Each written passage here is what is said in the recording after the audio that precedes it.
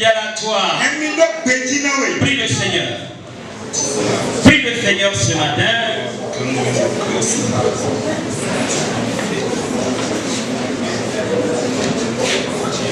Prie le Seigneur.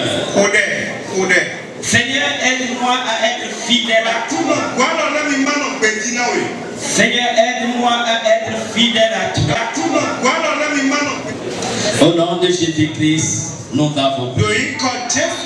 Seigneur, nous te bénissons, nous te louons, nous t'apprécions, nous te glorifions. Tu es le plus élevé. Il n'y a personne d'autre que toi.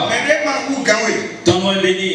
Tu nous as enfermés dans ta présence. Tu vas commencer par nous dire que toute écriture est inspirée de Dieu, est utile pour enseigner, pour convaincre, pour corriger, afin que l'homme de Dieu soit accompli. Parle-nous ce matin. Parle-nous ce matin. Visite nos cœurs. Au nom de Jésus-Christ, nous avons prié. Nous nous asseoir dans la présence de Dieu. Tu peux saluer ton frère et ta soeur. Salue-le. Dis-lui comment tu vas. Comment il va? Amen. Amen. Alors, sans plus tarder, peut-être pour les salutations d'usage, nous voudrions d'abord être reconnaissants au Seigneur qui a permis que nous soyons ici ce matin à ce camp de Dieu. Nous lui sommes infiniment reconnaissants. Nous voulons également être reconnaissants pour son serviteur et sa servante qui nous accorde le privilège d'être ici ce matin pour partager ce moment avec vous. Que le nom du Seigneur soit béni. Vous-même, je vous salue. Bonjour à vous. Bonjour à vous. Merci beaucoup. Que la paix et la grâce vous soient multipliées de la part de notre Seigneur Jésus. Vous avez commencé depuis quand? Le mercredi. Ah, d'accord. Ça, c'est bien. Alors, nous sommes à un camp. Je vais bâtir sur ce que les autres ont fait. Oui. Donc, je vais juste demander qu'est-ce que vous avez vu hier soir? Qui va me donner la parole? Ou bien vous avez parlé hier soir, non? Voilà. Qui va me dire ce que vous avez vu? Amen.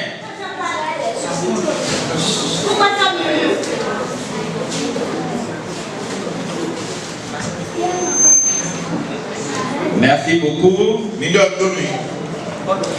Alors, qui va me dire ce que vous avez vu hier soir? Oui. En guise de révision. Hier soir, on a vu un concurrent vainqueur. Un conquérant vainqueur.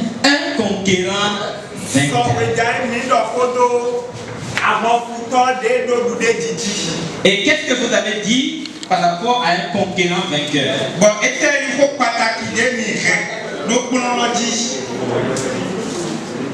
Qui veut m'aider? Oui. Un concurrent vainqueur, c'est quelqu'un qui a un élan pour acquérir quelque chose. Quelqu'un qui a un élan.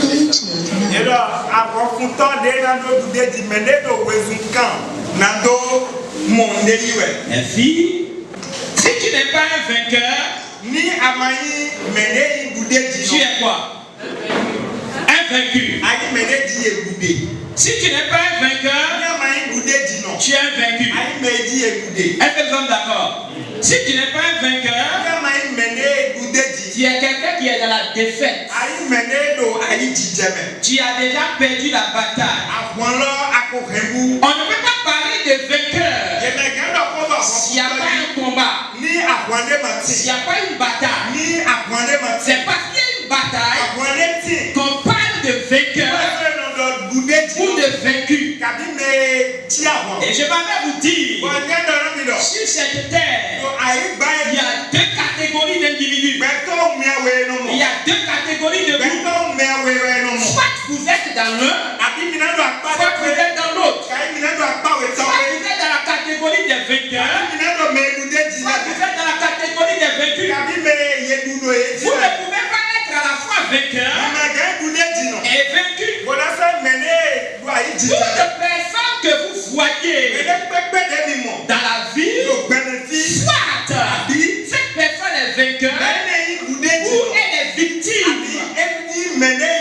Vous êtes des jeunes. Et je vais vous parler en tant que jeune ce matin. Parce que vous allez rencontrer des gens. Vous allez rencontrer des mamans. Vous allez rencontrer des papas. Et vous êtes en train de poser des actes. Vous êtes en train d'agir. Et le Dieu vous appelle. La vieille dame vous appelle. Et commence par parler. Mon fils, fais attention. Fais attention. On ne fait pas cela dans la vie. Ne fais pas cela. Tu sais ce qui m'est arrivé. Aujourd'hui, je voulais être sûr. Mais aujourd'hui, voilà ce que je suis. Et c'est le comportement que tu as adopté là, que j'ai adopté en ce moment. Elle est devenue une victime. Je vais vous dire une chose. Si les hommes de Dieu que Dieu a établi sur vous ont organisé ces programmes, il y a une raison derrière. Et vous devez comprendre. Si vous ne prenez pas ça au sérieux, demain, vous serez des victimes au lieu d'être des vainqueurs. Si vous ne prenez pas au sérieux et prenez conscience pour vous lever maintenant, pour dire ce que je reçois, je dois mettre en pratique. Je vous assure, il y a beaucoup de gens que vous voyez aujourd'hui, mais qui regrettent. Ils ont des regrets amers. Ils ne sont pas arrivés là où ils doivent arriver dans la vie. Ils sont des victimes. Et ils ont raté, ils ont échoué dans la bataille de la vie. Vous êtes dans une bataille. Vous êtes dans une guerre. Quand on dit des vainqueurs, c'est parce qu'il y a un combat. Et si vous ne remportez pas le combat maintenant, si vous ne remportez pas la victoire maintenant, vous serez demain des victimes. Dieu vous a créé pour être des capitaines. Dieu t'a créé pour être capitaine. Il y a beaucoup que Dieu a créé pour être capitaine. Mais aujourd'hui, ils sont devenus des captifs. Ils sont devenus des captifs. Au lieu d'être des capitaines, ils sont devenus des captifs. À cause des choix qu'ils vont opérer maintenant qu'ils font dans leur jeunesse. La dernière fois où j'étais à l'église, bien sûr à Cotonou, j'ai parlé de certaines personnes. Et je vais revenir sur une de ces personnes avant de continuer. Parce que chaque fois que je me rappelle son exemple, chaque fois que je lis son exemple, lui qui est appelé à être capitaine, lui qui est appelé à être vainqueur, il a été vaincu à cause du choix qu'il a opéré quand il était jeune.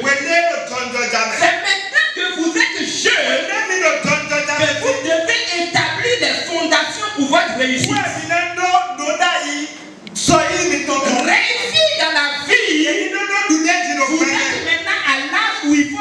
des fondations, et si vous échouez dans la cause de ces fondations, je vous assure, la Bible déclare que si la fondation est renversée, Dieu fera le juste. Vous êtes dans une période de fondation. C'est maintenant que vous êtes en train de fonder votre avenir. Vous allez voir des enfants, vous allez voir des jeunes. Et au temps où on doit travailler, on va prendre les leçons. Ils prennent le temps. Ils jouent au ballon. C'est la distraction. C'est l'amusement. C'est les réseaux sociaux. Et quand il arrive le temps de composer les examens, au moment où les gens sont en train de travailler, lui, il n'a rien à écrire. Plus tard, il échoue dans la vie et il commence par se plaindre. Qui lui a posé ses fondations? C'est lui-même. Donc c'est toi-même qui écris ce que tu vas devenir demain. Si tu ne te prends pas au sérieux, il y a des gens qui vont dire non, il faut faire ci, non? Comme tu ne comprends pas, fais ci. Mais il ne prend pas conscience. Avant qu'il ne comprenne, c'est trop tard. Prenez la Bible. J'espère que vous avez la Bible. Je vais aujourd'hui parler, revenir sur un homme dont j'ai parlé dans la Bible. Je vais parler de deux jeunes hommes. Issus tous du même père. Ils ont été tous frères. Mais l'un est arrivé. L'autre a échoué. L'autre est devenu vainqueur. Lui est devenu vaincu. Quelqu'un est devenu victorieux. Il est devenu capitaine. Mais l'autre est devenu captif. Prenez votre Bible. Dans le Bible, je reviens là-dessus parce que j'en avais parlé la fois passée. Avant que je ne vous donne certaines clés. Parce que je vais vous donner tout à l'heure des clés qui vont vous permettre de maximiser votre jeunesse. Pour devenir plus tard des capitaines. Pour devenir plus tard des vainqueurs. Mais je voudrais d'abord revenir sur ce point capital. Dans le livre de Genèse 49.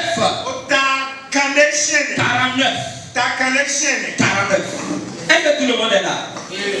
Vous êtes là? Vous me suivez? C'est important. Alors, Genèse 49, à partir du premier verset, qui va essayer quelqu'un pour avoir le micro pour lire rapidement? Oui, il y a quelqu'un là-bas. Oui. Verset 1er. Oui. Jacob appela ses fils. Oui. Assemblez-vous. Rassemblez-vous. Et je vous annoncerai ce qui arrivera dans la suite des temps. Merci à toi. Regarde. Jacob est sûr, dans quelques instants il va mourir. Et dans quelques jours il va mourir. Il avait combien de fils? Jacob avait combien de fils? Oui. 12 fils. Donc il rassemble tous ses fils. Isaac était là. Lévi était là. Ruben était là. Siméon était là. Judas était là. Etc. Il dit rassemblez. Il y a une grande réunion. Une réunion familiale. Et dans la réunion, il commence par parler. Il dit, je vais vous dire, je vais vous prédire, je vais vous prophétiser ce qui va arriver. Est-ce que vous êtes avec moi? Vous me suivez? Jacob dit, il dit, venez, je vais vous dire ce qui va se passer dans votre avenir. Maintenant, quand il dit ça, vraiment, il doit déclarer les paroles. Si j'envoie un homme de Dieu ici, et je dis, il n'a qu'à venir prophétiser. Quand il va commencer par prophétiser, il va déclarer des paroles prophétiques. Et Et c'est comme ça fait passe. Et puis il dit rassemblez-vous. Et qu'est-ce qu'il va faire? Il dit oui, vas-y.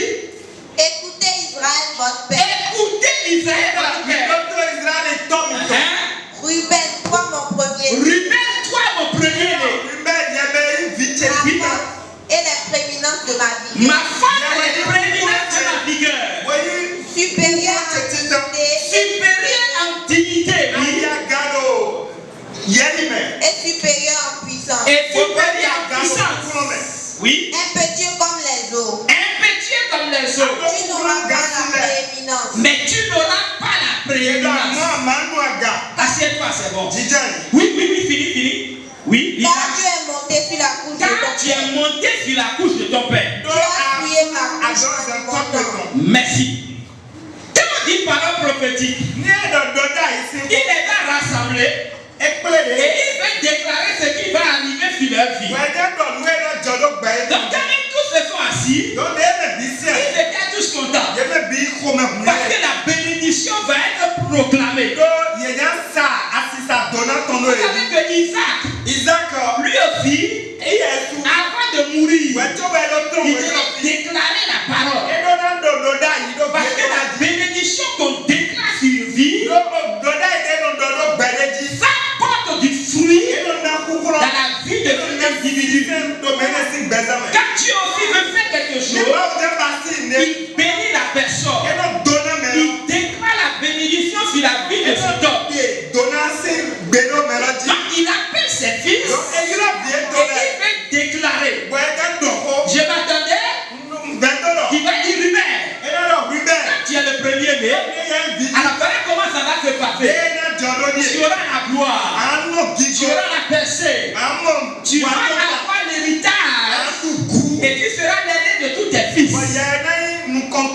Mais à ma grande surprise, au lieu que Jacob ne dise cela, il dit Ruben. Toi mon premier né, l'excellence de ma force.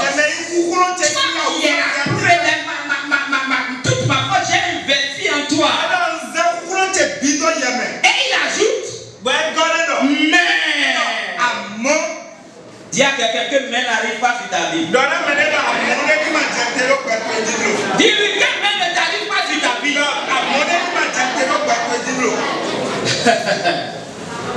Mais est arrivé sur la vie de Ruben.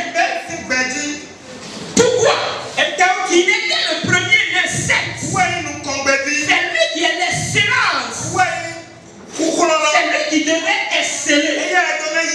Vous voyez, Ruben est né pour exceller. Ruben est né pour être capitaine.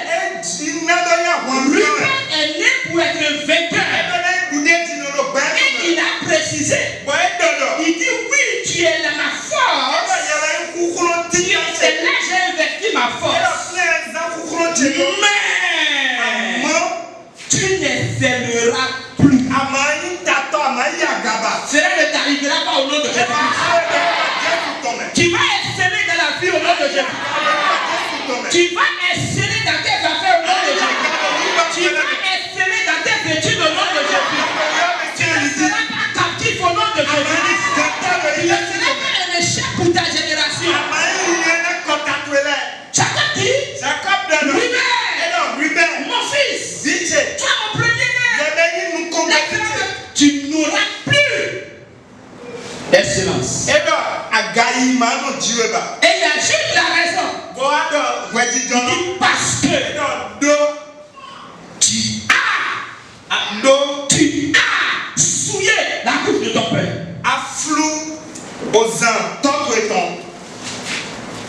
Jeune homme, jeune femme, jeune fille, j'allais dire. Même si personne n'est là, personne ne te voit. Bah, généralement, quand tu as fait quelque chose, tu vois le parfait arriver là. Quand tu avais la main avec la fleur, et puis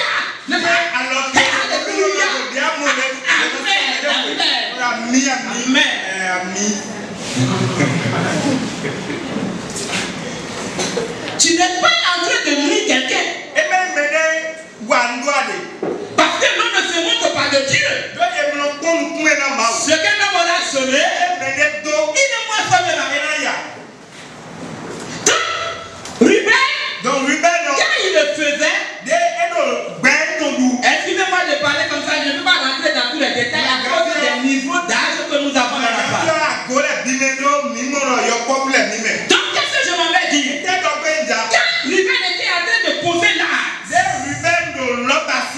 moment, il se voyait où il fait moi. Et à ce moment même son père avait fait de perdre l'une de ses femmes.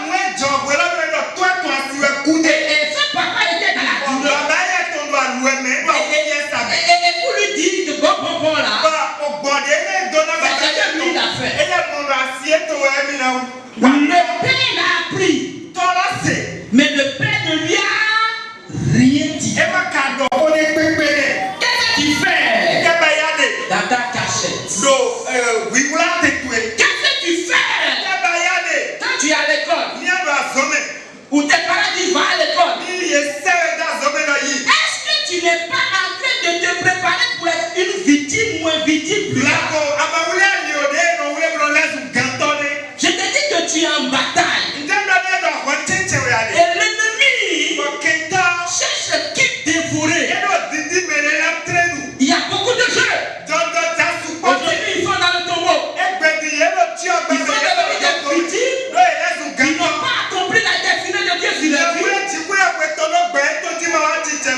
Si vous faites des mauvais choix, au lieu d'être des vainqueurs, vous serez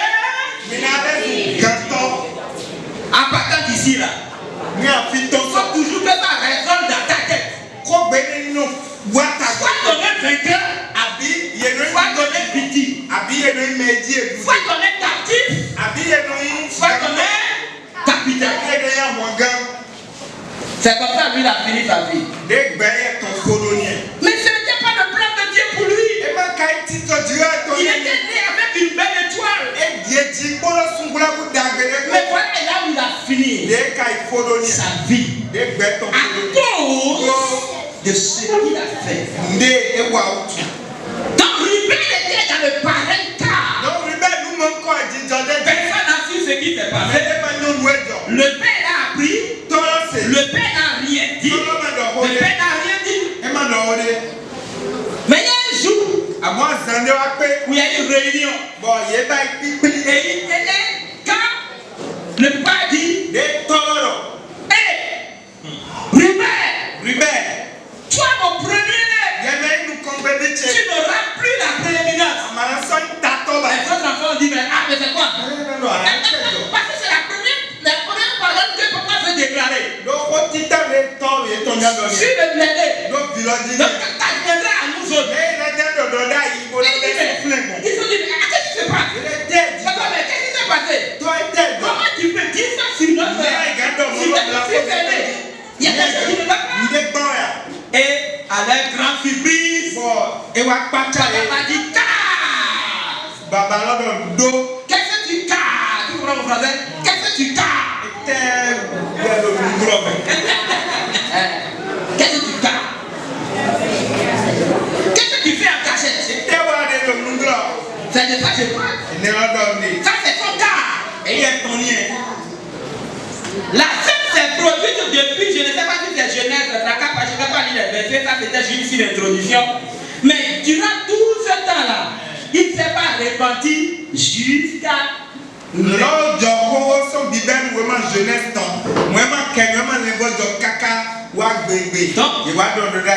ce matin, c'est pas encore tard.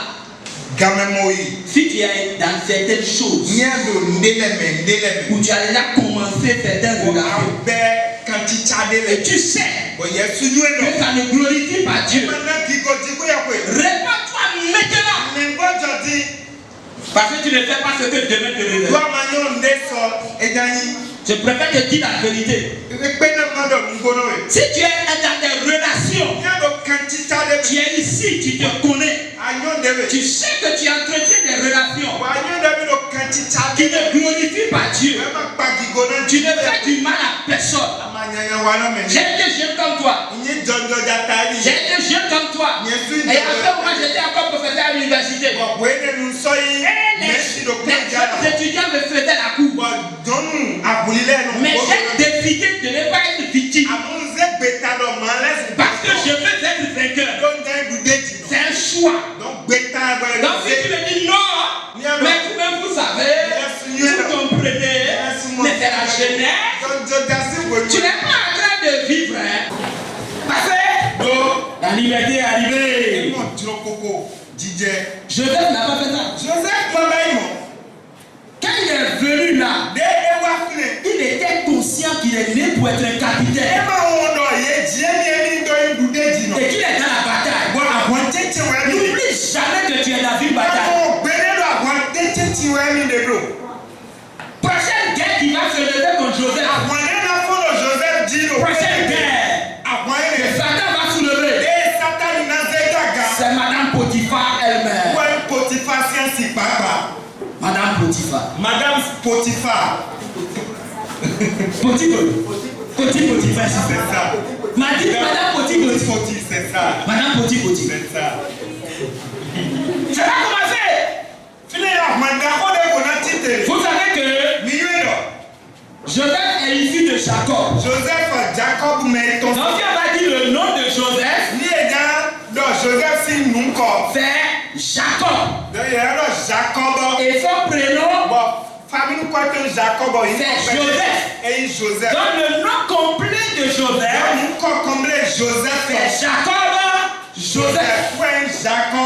Joseph. Donc quand Madame Potiphar, la bataille a voulu commencer.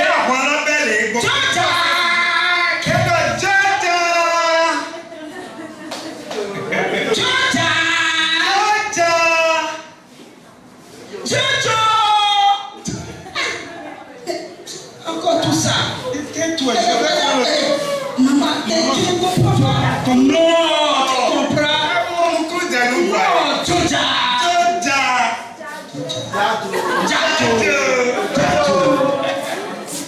Et puis, tu es content. Quand un gérant te dit, bébé, tu es ma mère.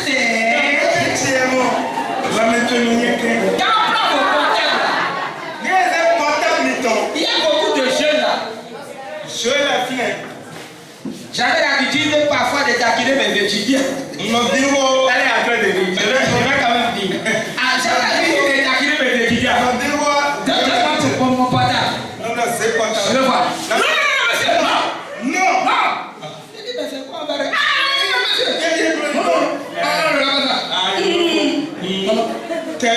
Et puis un jour, j'ai fait, il était là, elle était en train de regarder, et je suis passé. Il fallait voir ce qu'elle était dans le portable. C'est quoi pour la vie? Pas pour la vie. Non, c'est pas elle ne veut même pas faire ça. Elle va la finir. Quand on regarde beaucoup d'entre vous là, ce que vous regardez n'est pas sain. Ce n'est pas pur. Ça ne développe pas la pureté. D'abord, on va prendre tous vos adresses, on va tout casser.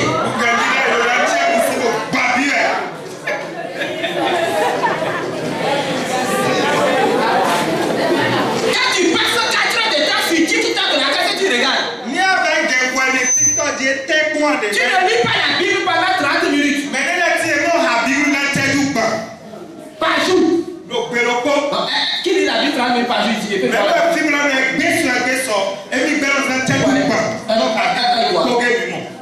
Mais TikTok. Qui passe combien de temps là-dessus? Des heures. Et tu fais 20 heures. Attention. Quand on dit, ne réveille pas l'amour avant son temps.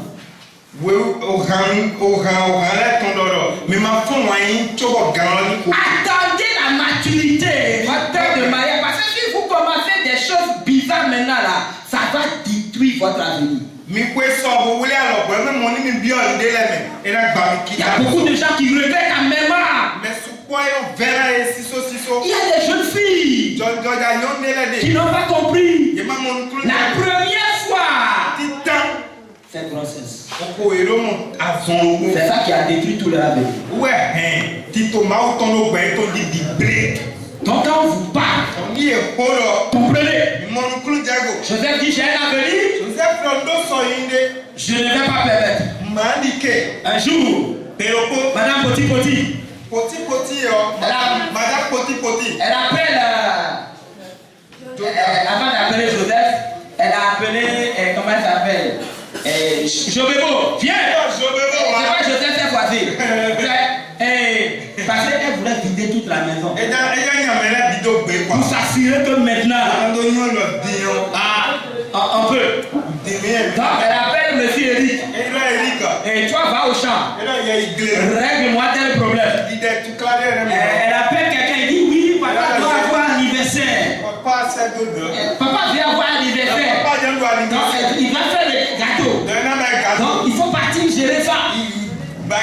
Il a commandé. Elle a commandé tout le monde. Et puis les gens étaient dehors, chacun un peu. Et puis elle fait Jojo. Jojo, va me prendre ma commande. J'ai laissé ça là-bas. Amène-moi ça dans la chambre. Vous comprenez le reste? Je ne voulais pas rentrer dans les détails, mais faire tout le film ici. Mais ça là. Avant que je ne me rende compte, la prochaine étape de madame Potiphar, c'était de se déshabiller. Je lui dis, ah, Fala ici. Elle s'est jetée sur lui. Je lui dis, Fala, ça ne se fait pas. La Bible dit quoi? Il faut mettre pied dans courir. La Bible dit de mettre pied dans courir. C'est-à-dire la Bible dit fuyez. Fuyez, on a dit. On n'a pas dit je suis victorieux. On n'attend pas. Quand ça arrive là, même si on doit laisser la tunique, on laisse. Ça ne fait pas grave. Je vais sortir de la maison caleçon. C'est pas un problème. Parce que j'ai un avenir. Il y a beaucoup de choses que vous ne comprenez pas. Quand vous étudiez les Écritures, beaucoup de choses que vous ne comprenez pas. Sinon, comment est-ce que Joseph va mener toute cette bataille? Pour dire, on dit c'est cadeau, mais je ne fais pas. Il dit je ne fais pas. Parce qu'il voit l'avenir. Il a la présence de Dieu. Le péché va détruire sa communion avec Dieu. Il dit je ne le permets pas. Je vais aller loin. C'est ce qui s'est passé. Maintenant, quand elle a constaté que Joseph lui a laissé son habit, elle dit bon, si je ne réagis pas maintenant, la fête a fait battre le code noir.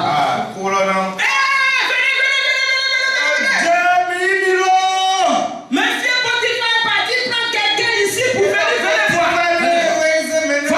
Voilà. Je vous disais ça ici, vous ne comprenez pas. Voilà la preuve tangible. Il a voulu me violer. Et j'ai dit non. Et c'est la raison pour laquelle j'ai crié. Et quand j'ai crié, vous êtes arrivé. Vous voyez? Vous voyez ce que M. Potiphar a fait pour moi? En attendant, en même temps, on a entendu ça. On a pris directement prison. Même s'il faut aller en prison à cause de la crainte de Dieu que tu as, il vaut mieux aller en prison parce qu'il y a une gloire derrière cette prison. Pour résumer mon histoire, pour finir, il s'est retrouvé en prison. Mais c'était le chemin que Dieu a tracé pour sa vie. Garde-moi, ô Seigneur, fidèle à toi. Garde-moi, ô Seigneur, fidèle à toi. J'ai pris à remporter des victoires à gagner. Ô Seigneur, garde-moi, fidèle à toi. C'est que tu ne peux pas porter une vie d'échec et remporter la victoire. Vous savez pourquoi Jésus a dit de prendre le joug? Maintenant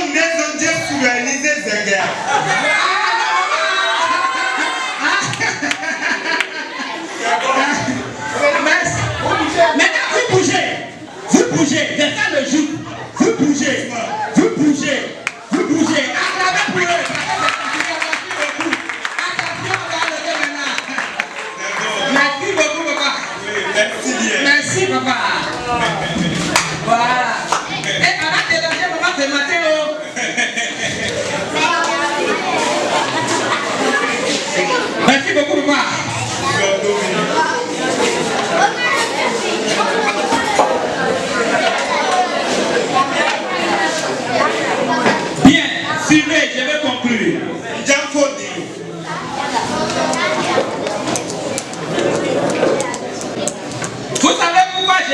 de prendre le joug,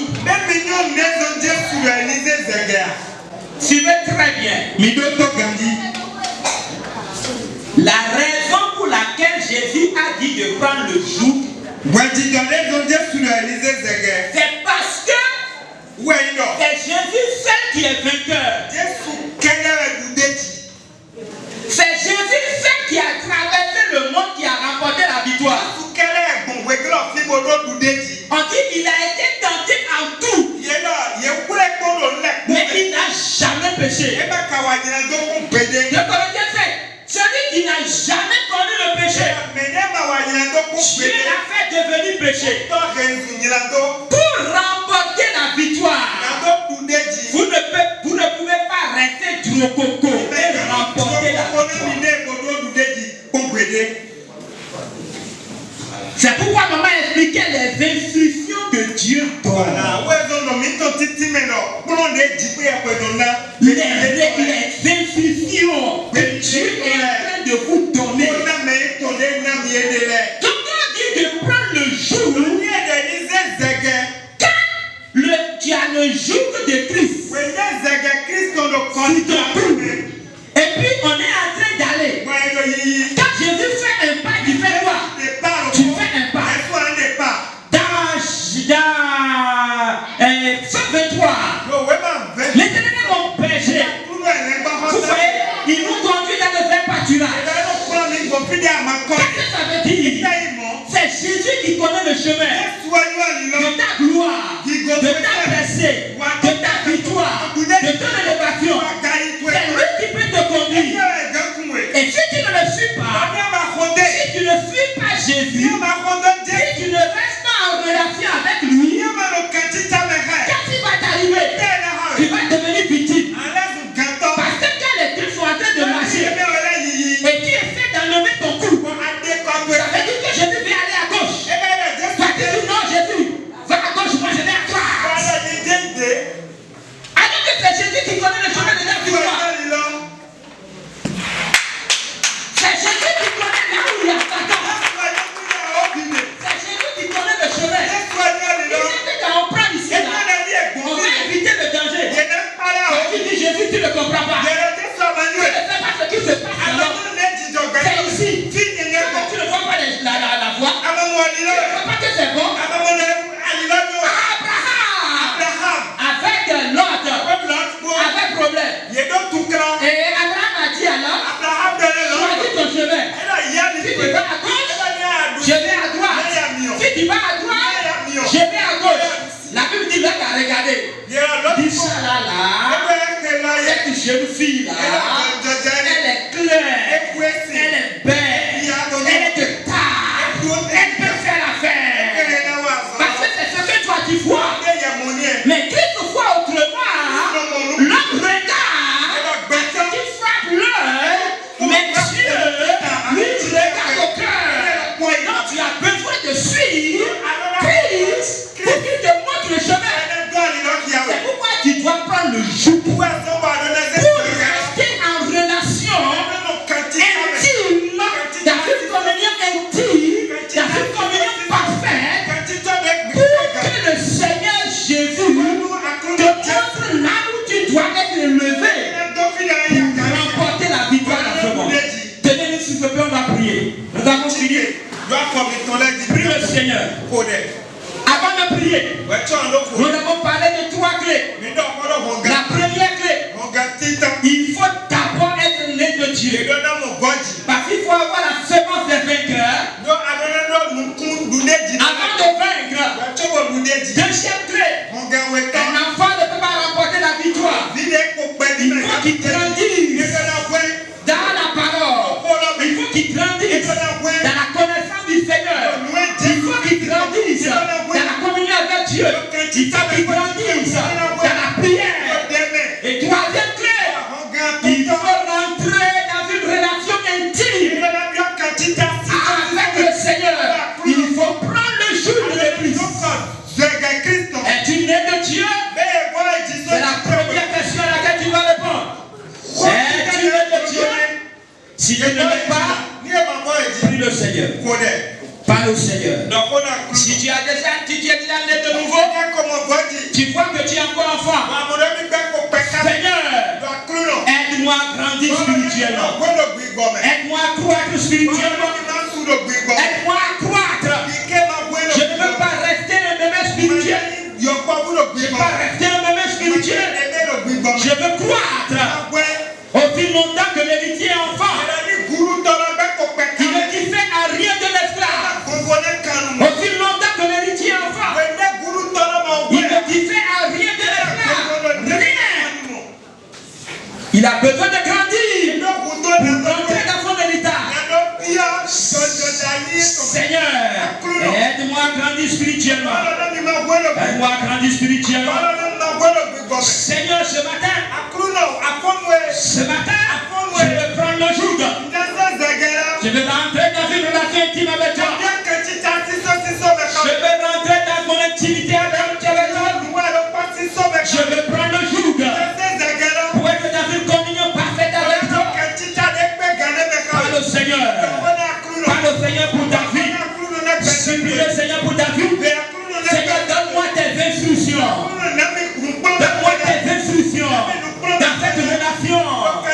Élève la voix et prie le Seigneur. Si tu es là et que tu es dans des relations bizarres, tu ne glorifies pas Dieu.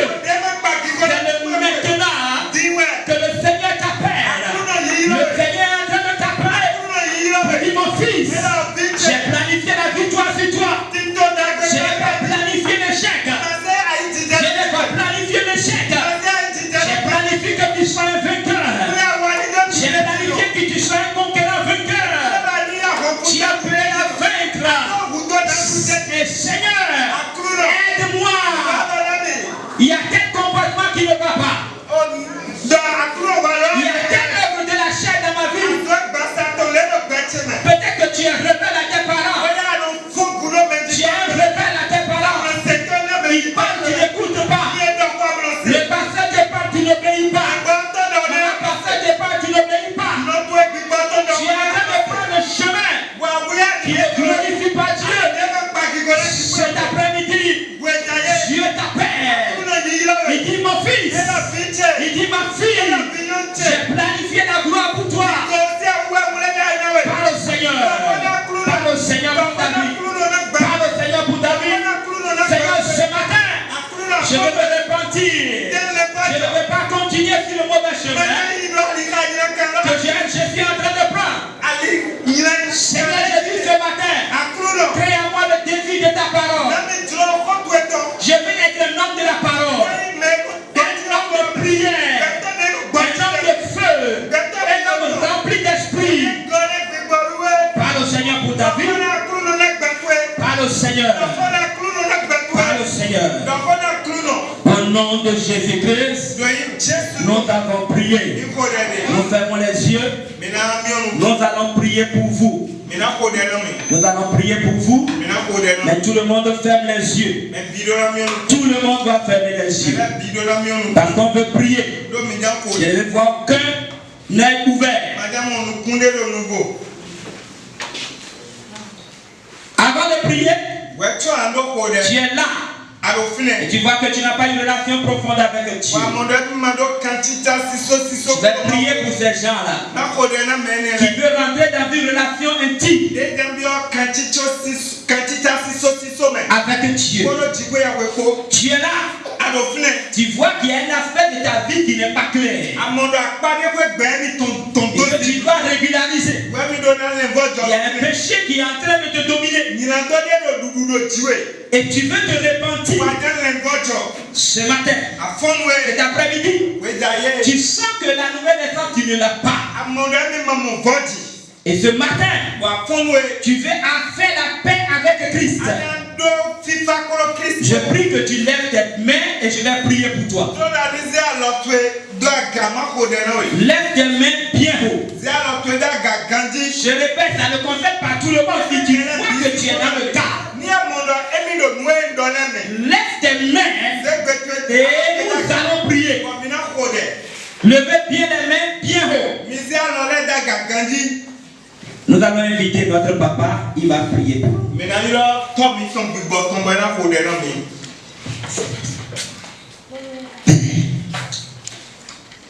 Voici tes enfants.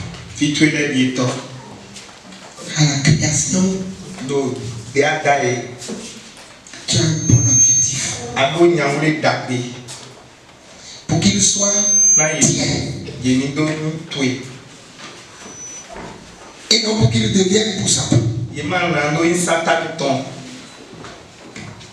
S'ils ont croisé Satan, si Satan les a pris dans une relation, s'ils sont rentrés dans le piège de Satan et que le piège les a capturés, je saisis ton autorité Jésus, l'autorité de Jésus, et je brise ces pièges, je casse ces pièges, je brise ces sauts. Toute relation avec Satan, avec les démons,